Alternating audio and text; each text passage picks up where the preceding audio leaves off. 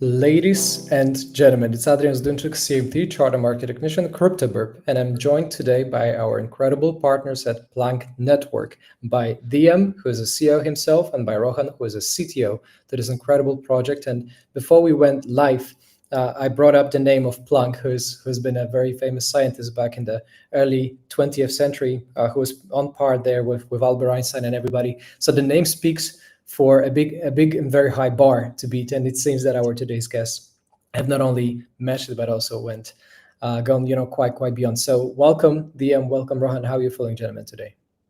Thank you for having us. Feeling awesome. Amazing. So for everybody who's not familiar with Planck Network, and huge congratulations on the partnership. I think you guys are for what is what, the AI combination of blockchain is a big challenge, and it seems to be only getting started right now. For everybody who's not familiar yet, we're talking about the world's first AI layer 0, L0, right? So why don't we explain a little bit on what Planck Network stands for? When we started this company, we needed to find a good name. Both of us were into science and physics. We think it's very interesting. It's not that we have degrees in it, but we just we're just fascinated by it. And when we needed to come up with a name, we wanted to get a name that's useful. We decided on the name Planck Network from indeed the famous scientist Max Planck. And we just thought it was a good combination, a good choice. And it also represents the smallest value that we are distributing over on compute, right, on multiple GPUs using every bit. So yeah, it does make sense why we're using Planck as a name. So yeah. Yep. So as we followed, what you have in the Twitter bio, it's a spit up chains, clusters, or custom models on enterprise grade GPU infra, right? Backed by the co-founder of USDT and many more. That sounds like a very high bar, like I said, right? So having all this build done already, what's the kind of like a main business problems that you are facing right now? That we are facing right now, or that we were facing when we started? When we were starting, when you were starting, the problems evolve, right? They never disappear; they only evolve. We are in the dynamic world, so there's always going to be new challenges. Probably we can split it in two. But when you were starting, let's say, what were the main kind of like business objectives, the challenges that you were facing to solve? Yeah, I will let my co-founder here speak, because he was actually, or he came up with the idea when we started working on some different problems, different solutions, and I will let him. So let me explain this. I was working at Google in their cloud division, and there was a really great learning that I did there. In cloud, I saw companies like Toyota, and they were renting out these GPUs. They have spent more than $500 million, and they were training a model as well.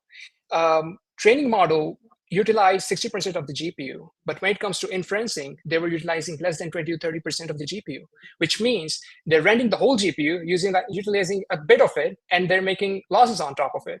So just to make sure that we're not making all those losses, how about we just increase the GPU utilization by using hot swapping like mechanics on the GPU at our backend of the cloud, and make sure that we're making a lot more profits, not just for those companies, but at our side as well. And that's really important when it comes to this whole heat part and the carbon emissions and everything on the GPUs right now. It's a big problem in the United States.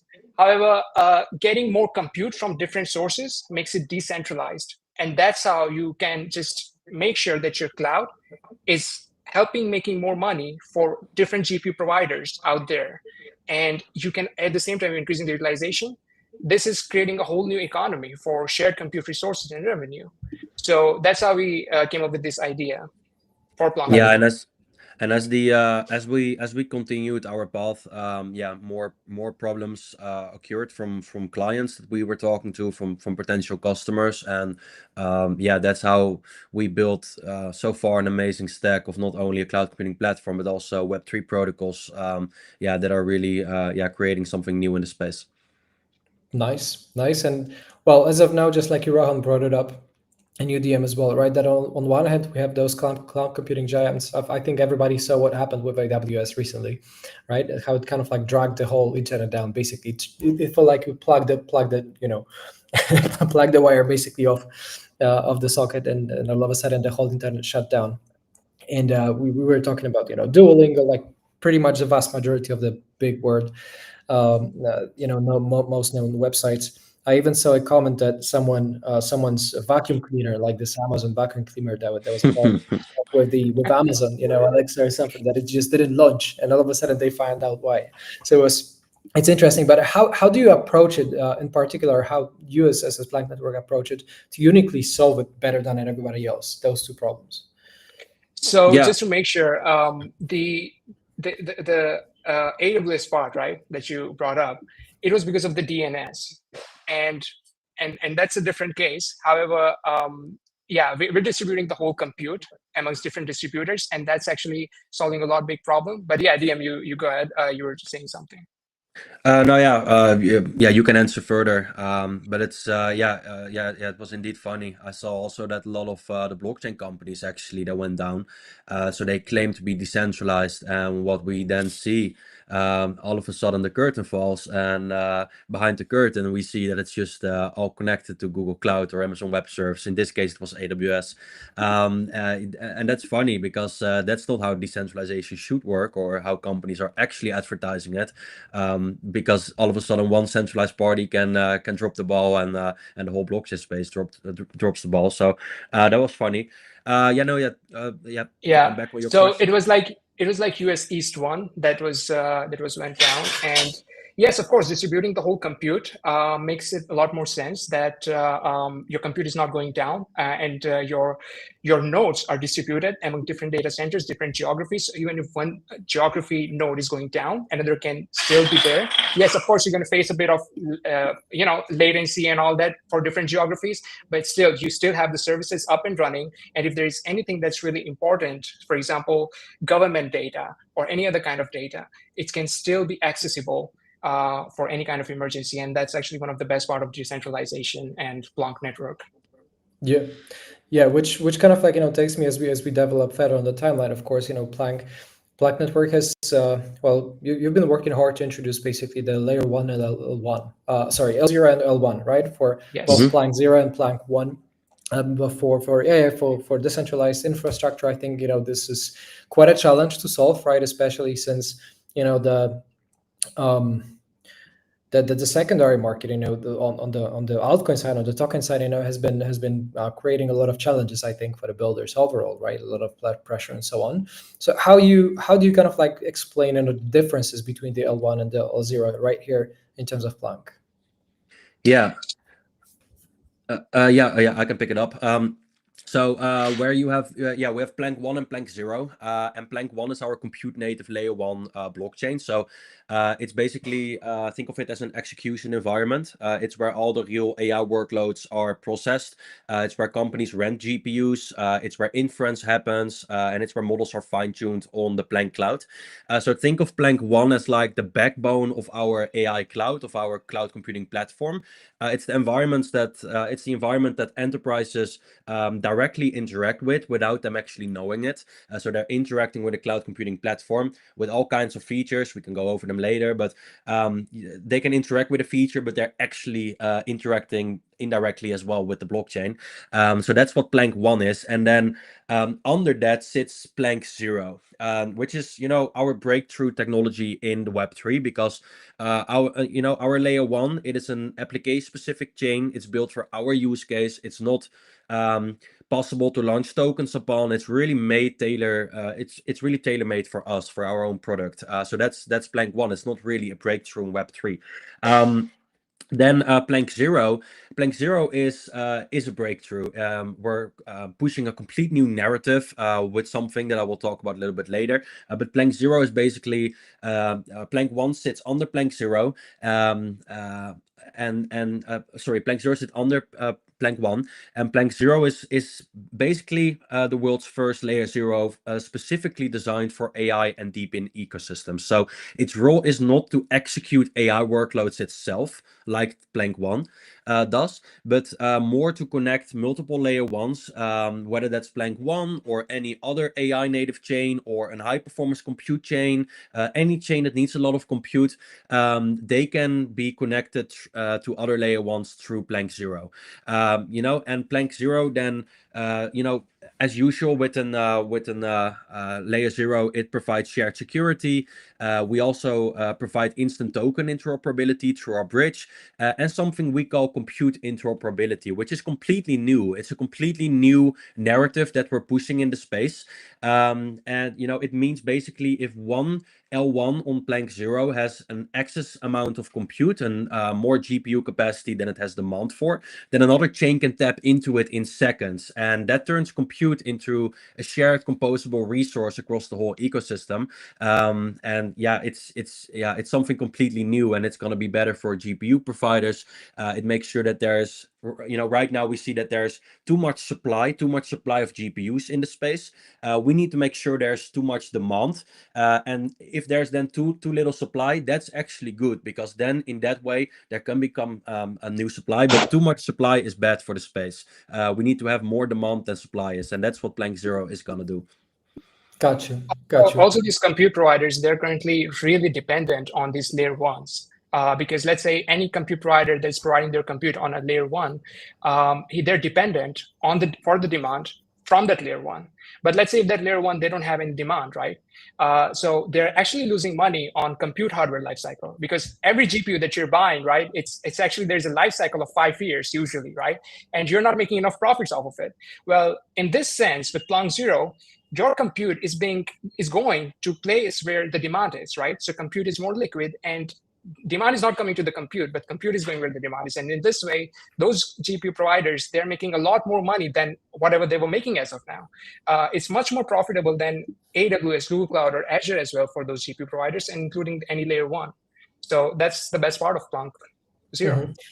So what are you lining up right here? If I were a new person coming up basically to learn, it does seem that you're crushing the biggest problem basically of the cloud computing right there, of the inefficiency, and of course of the cost and so on, right. Everything that you brought up, Rohan, and DM already. Right. However, how does that stand against the data centers, right, and reliability? Because on one hand, we had this AWS situation, which of course harms this entire reliability, because all of a sudden half of the internet, cannot rely on AWS because of the DNS problems, right? However, how does all the interoperability and what you brought up, with L0 and L1, how does it all connect regarding data centers and the reliability? So yeah, sure, go ahead, Dion. Yeah, so quickly, we decided to work with data centers because we have tried consumer devices. And when we came up with Planck, we first just wanted to start a cloud computing platform for AI with techniques that are going to increase the utilization rate of GPUs. Later on, we came to decentralization as well, and distribution, to make sure that a problem like we saw with AWS doesn't occur. We're going to distribute compute all over the world, and we're going to bring a token incentive model into it as well to lower down the cost. Okay, that's all great. But then we also thought, hey, let's bring in consumer devices as well. So let consumers, let consumer devices like your gaming PC at home with a GPU in it, let them onboard their GPUs as well. I think right now very easily IO.net is doing it, Aether is doing it. There are a lot of these compute marketplaces. that allow this. We've tried this on the testnet. We had a lot of participants, and well, we saw very quickly that reliability and the uptime of these devices were never gonna allow us to monetize these devices. So instead of lying to people and let them onboard their GPUs and hopefully, think like, okay, later it's going to be all okay, the technology is going to catch up and we can actually monetize this, we decided no, we want to offer a cloud computing platform that is far beyond the marketplace. So with all kinds of features that they are used to, like on Amazon Web Services, but also offer the same uptime, reliability, and quality of this compute to these users, because then we can get in big contracts instead of only relying on a couple hour contracts with these consumer devices. So, the data centers play a very big role in this. We currently only onboard data center compute. We do it distributed all over the world. So we currently have it in Iceland, in Canada, in Singapore. We try to distribute it right now. We do our best in that. And later on, we really want to allow consumer devices onto the network as well.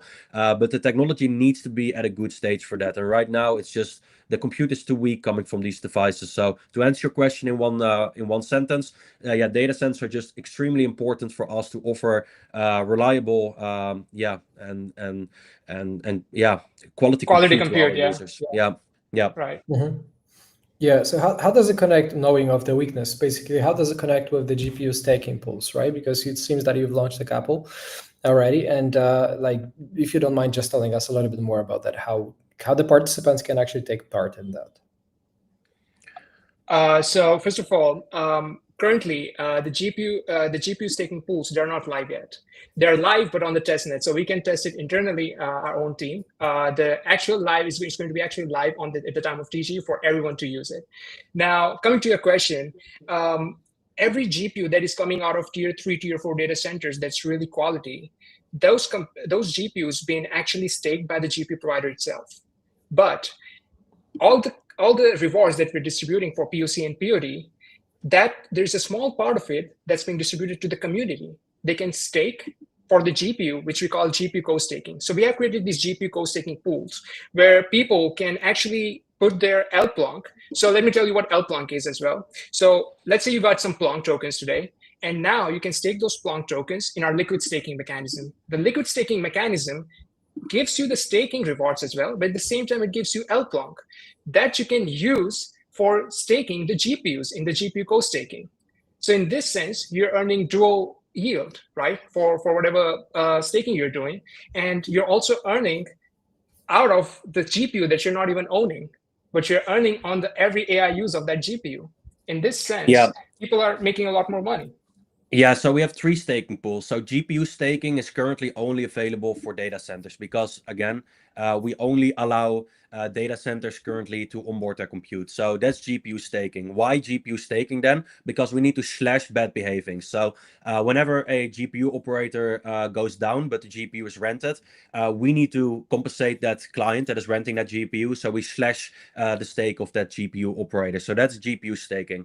Then we have liquid staking, and that works directly together, tied with co-staking. So in easy word, liquid staking allows people to stake their real Planck for a certain time period, earn rewards from that, and immediately also receive Planck for their stake in the liquid staking pool, which they can restake into the co-staking pools. And via the co-staking pools, we created something like community engagement for the GPU staking, but we don't allow them to stake GPUs, but we allow them to stake them at GPU pool or GPU providers. So people can get rewards from liquid staking, and then if they want, they can also restake their position into the co-staking pools and earn a portion of the rewards of data center operators. So it's just for the community engagement. Until we can allow our community to also stake their GPUs, we allow them to participate in the co-staking pools.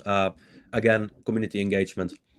Yeah, more like co-staking and the liquid staking for community and GPU staking for data centers. So I like that. I like that. I honestly like, how you both compensate each other, basically, because DM and Ohan, you guys are a perfect complement to each other, like a complete piece of the puzzle. However, one of the repetitive questions I noticed in the comments in the chat section is, what about the token, right? So it seems that, one of the milestones that you have upcoming, in the near term future is basically the token launch. So Yeah. if you don't mind, just us talking about a little bit the token launch a little bit more.